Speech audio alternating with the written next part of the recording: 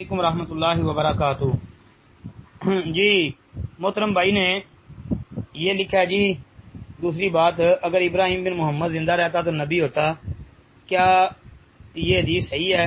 کہتے ہیں جی اگر صحیح ہے تو پھر جس میں آتا ہے میرے بعد کوئی نبی ہوتا تو وہ عمر ہوتا، تو یہ تو تضاد ہے، کہتے ہیں وضاحت کر دیں۔ محترم بھائی پہلی بات تو یہ یاد رکھیں، قرآن حدیث میں کوئی تضاد نہیں ہے۔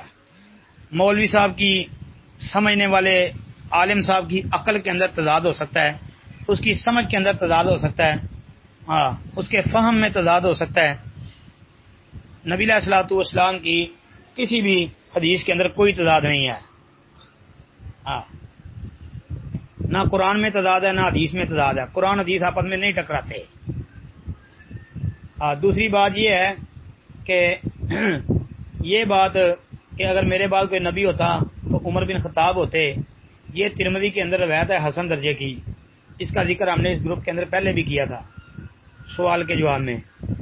باقی یہ روایت کہ اگر ابراہیم بن محمد زندہ رہتا تو نبی ہوتا، بھائی یہ روایت ہی باطل ہے، اس کو کسی اعتبار سے بھی پیش کرنا جائز اور حلال نہیں ہے، یہ باطل روایت ہے۔ شیخ البانی رحمۃ اللہ علیہ کی سلسلہ حدیث ضعیفہ جلد 1 صفحہ 388 دیکھ لیں، علامہ صحاوی کی المقاصد الحسنہ کا صفحہ 547 دیکھ لیں، اسی طرح جو ہے نا وہ علامہ طاہر پٹنی کی تذکرۃ الموضوعات وہ پڑھ لیں صفحہ نمبر 99۔ یہ روایت باطل ہے بھائی، لو عاش ابراہیم لکان نبیا، یہ والی باطل روایت ہے جی۔ السلام علیکم ورحمۃ اللہ۔